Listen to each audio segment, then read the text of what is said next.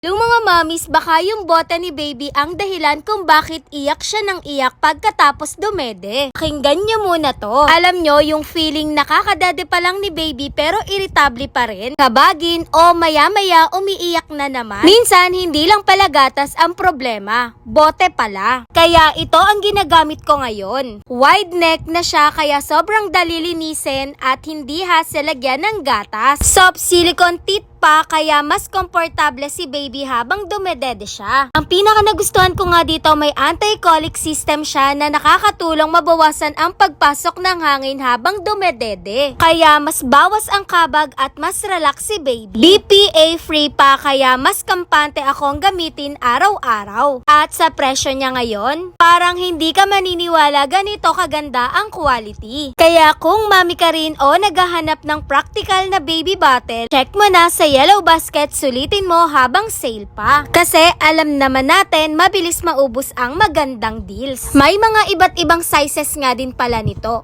O, alam nyo na ha, click the Yellow Basket. Yun lang. Thanks for watching. Bye-bye!